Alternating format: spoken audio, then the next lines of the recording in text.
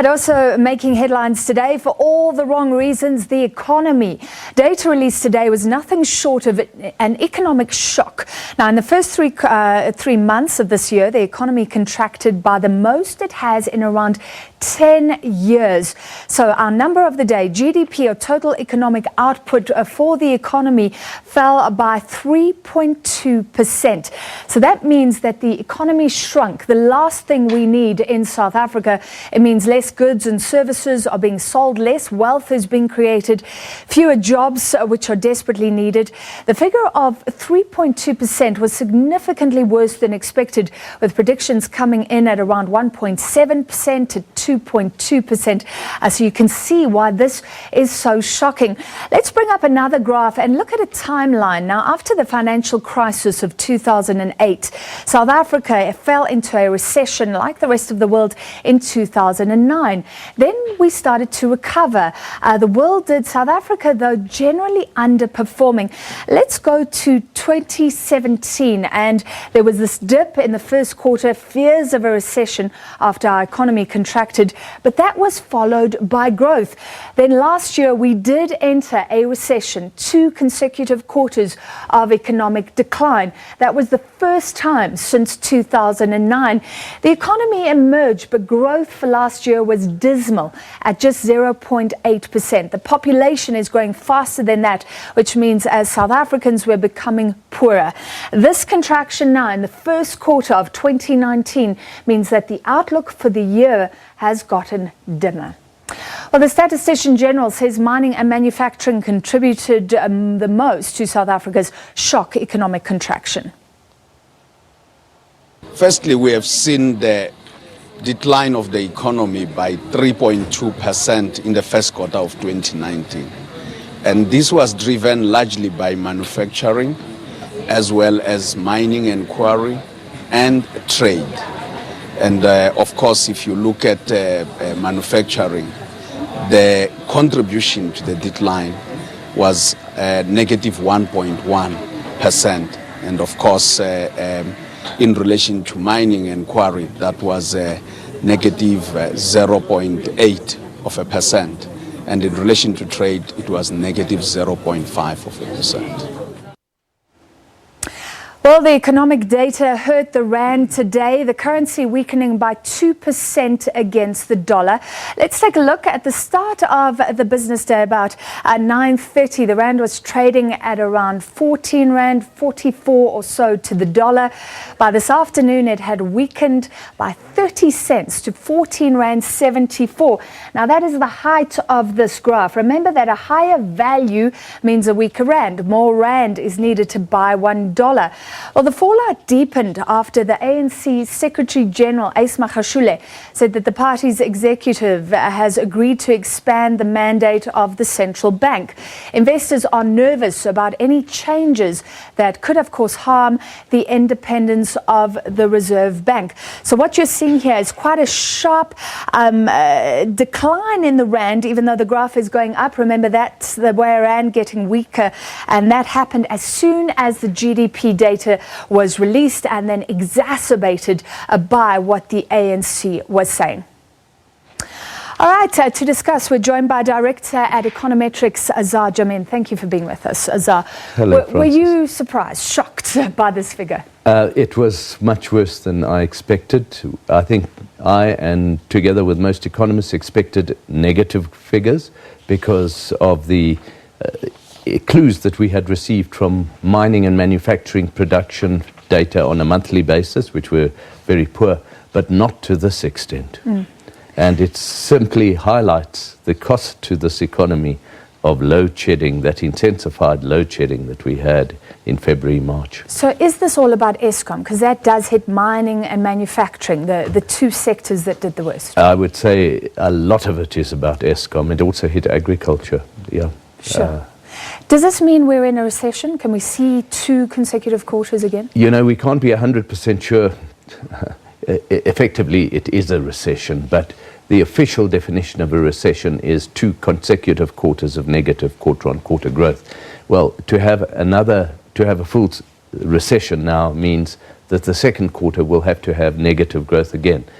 with the first quarter having been quite so weak, and with us not having load shedding thus far in the second quarter, I'm not sure that it'll necessarily be negative again. But what it does tell us is that we're going to end up the year with very little growth for 2019.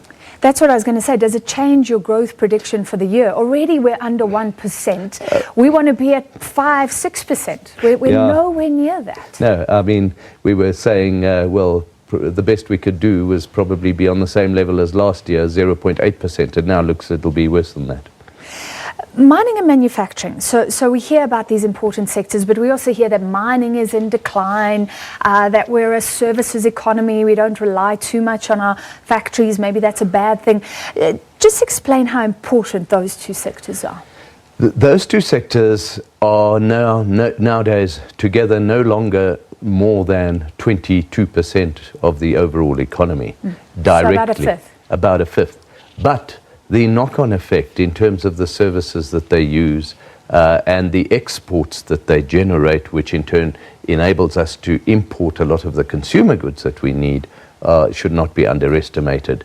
Our mining and manufacturing account for most of our exports, and so that's what we need in order to buy the machinery, equipment, and your iPhones and a lot of the consumer goods that we have. Stats SA was saying on a more positive note, activity in finance and governments contributed positively to GDP. Is there any silver linings? No, I think one must be very careful in finance. You don't really want government being responsible for your economic activity. Exactly, that's partly the problem. There's been far too much government intervention for a whole decade, and that's caused this economic growth rate to decline over the course of the decade. And we see it day by day now with the state-owned enterprises. Government is unable to manage an economy properly. We need the private sector to manage the economy more effectively and be more involved, and instead it's being pushed out, crowded out more and more by the government. So what does this mean for you, that there should be more privatization of SAA, the unbundling of Eskom, etc.? Yes, it doesn't have to be wholesale privatization, but it can mean partial privatization that increases the accountability of management within an organization to do the right thing. Because the moment you have some outside body, independent body, owning shares in an organization, it's going to make quite sure that it doesn't lose money.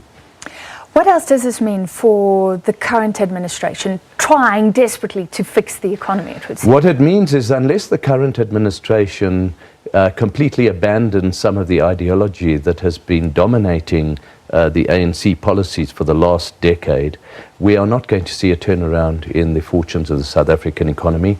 Unemployment will increase still further. Social unrest will increase still further. It's not and more people will emigrate. It's not a pretty picture. But we say that, we hear the ANC Secretary General calling on a change in the mandate of the Reserve Bank. Yeah. I mean, this is just adding fuel to the fire. What do you mean by those overall ideologies?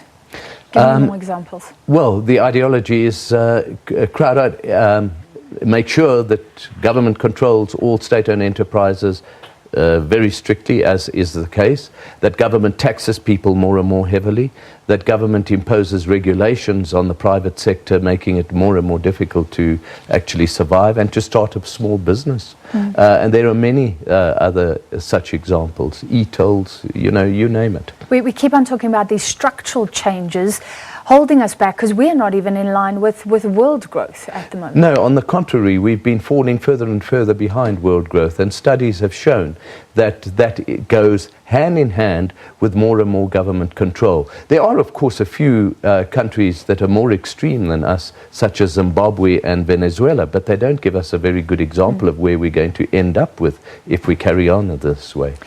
I've got the opportunity to ask you, so what is the big fuss about the Reserve Bank? Because to me, we have those private shareholders.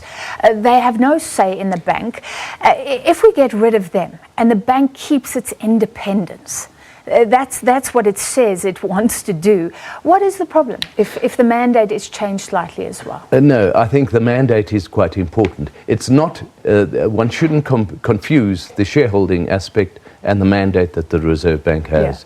But both are leading to concerns right now. But both are leading to let's start with the concerns, shareholding. and essentially both of them are being seen by international investors and local investors as the thin end of the wedge of a gradual encroachment of the government on monetary policy, and that before we know it, the government will be dictating to the Reserve Bank what to do, rather than letting the Reserve Bank do whatever it wants. So that's the underlying fear. That's the underlying fear, that's the ultimate end game of this.